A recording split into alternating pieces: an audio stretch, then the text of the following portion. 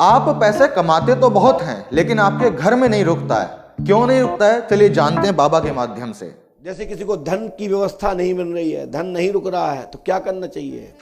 अभी तक मेरे ज्ञान के अनुसार अगर आप कमा पैसा रहे हैं लेकिन आपके घर में रुक नहीं रहा है, तो मेरे ख्याल से आपको जो आपके फालतू खर्चे हैं, जो आपकी ज़रूरत के नहीं हैं, आपको उन खर्चों को रोकना चाहिए, जिससे आपके घर में जो पैसा है वो बचना शुरू हो जाएगा।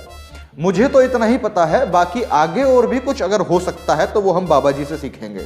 पैसा नहीं रुक रहा है तो काली मिर्च के 5 दाने ले, सिर के ऊपर से 7 बार घुमाए, फिर किसी भी चौराहे पर सुनसान जगह पर चारों दिशाओं में 4-4 दाने फेंक दे, आपके घर में लक्ष्मी रुक जाएगी, बरकत होने लगेगी। अरे भाई, सबसे पहले बाबा जी जरा अपनी बात को खुद के कानों से सुन तो लो कि क्या बोल रहे हो।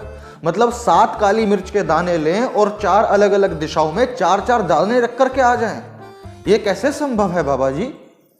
चलो आगे सुनते हैं। होने लगेगी, धन का लाभ होने लगेगा, रास्ता बनेगा, और इसका करके देख लेना, अगले महीने बता देना, तुरंत दान महाकुल्ला। लेकिन जब दान रुकने लगे, पैसा आ जाए तो 10 सांस से निकाल लेना। सुना आपने बाबा जी को? यानी कि आप ये समझिए कि इन लोगों ने, इनको पता है कि इस देश के जो भक्त और धर्म में लगे हुए जो लोग हैं वो बिल्कुल लठ गंवार हैं, लठ गंवार, कि उनको कुछ भी बोल दो वो मान लेंगे। क्यों? क्योंकि एक धर्म की गद्दी पर बैठा हुआ एक बाबा जो है वो इस बात को बोल रहा है, और मान कुछ इसलिए भी लेते हैं कि ये बाबा लोग बोलते हैं कि हमारे शास्त्रों में लिखा है, ये वेदों में लिखा है। अब भला एक आम आदमी धार्मिक आदमी भला शास्त्र की और वेदों की बात कैसे ना माने? अब आप समझिए, एक वास्तविक दुनिया की एक ज़रूरत है कि पैसा कमाना, और उससे भी ज़्यादा ज़रूरत है कि भाई पैसा बचाना।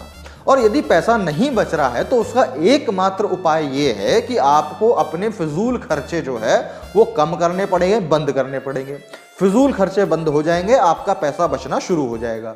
लेकिन बाबा जी ने बताया कि भैया 7 काली मिर्च के आप लीजिए, उसको अपने सिर के ऊपर से उतारिए और चौराहे पर जाकर चारों दिशाओं में 4-4 रख करके आ जाइए। इससे जो है आपका पैसा बचना जो है वो चालू हो जाएगा। क्या ये कहीं से कहीं तक संभव है? नहीं है। और बाबा ने बोल तो दिया कि ऐसा करके देखो और देखो तुम्हें ये रुकेगा, दावा तो कर दिया। अब क्या कोई ऐसी कमेटी इस सरकार को नहीं बनानी चाहिए? क्या कोई ऐसा कानून पारित नहीं करना चाहिए कि जो ये बाबा लोग बोलते हैं कि भाई ऐसा ऐसा करो और ऐसा होगा, और उस काम को करने के बाद भी यदि रिजल्ट नहीं आता है तो हम इन लोगों के ऊपर में केस कर पाए, हम इन लोगों के ऊपर में फ्रॉड का, जालसाजी का जो है मुकदमा करा पाए कि भैया ये तो जालसाजी के तहत जो है हमारा पैसा लूट लिया, और पैसा लूट करके जो इसने उपाय बताया उसने तो काम किया ही नहीं।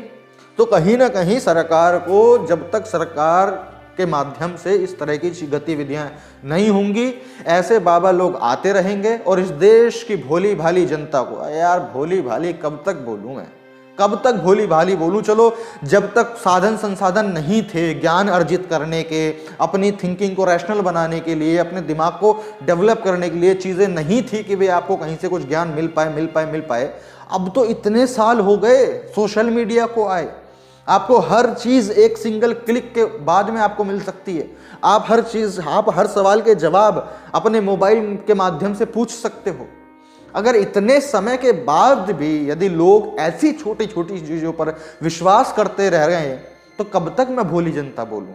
अब तो हमको मूर्ख जनता बोलना पड़ेगा। तब तक ये मूर्ख जनता जो है इन जैसे बाबा लोगों को सुनती रहेगी और अपनी गाड़ी मेहनत की कमाई का पैसा जो कि इनको घर में बचाना चाहिए वो इनको दान करने में देती रहेगी। अब जब तुम अपनी गाड़ी कमाई का पैसा इन लोगों को फालतू फंड में दान देते फिरोगे तो भैया तुम्हारे घर में पैसा कैसे बच जाएगा? तो यदि पैसा बचाना है तो अपने फालतू खर्चे बंद करो, और सबसे बड़ा फालतू खर्चा इन जैसे बाबा लोगों को दान करना, उसको बंद करो। आपके घर में पैसा बचना शुरू हो जाएगा। आप कमेंट सेक्शन में बताइए कि ऐसे बाबा लोगों के लिए क्या कार्रवाई जो है वो होनी चाहिए। मैं मिलता हूं आपसे अगली वीडियो में, तब तक के लिए बहुत बहुत शुक्रिया, धन्यवाद।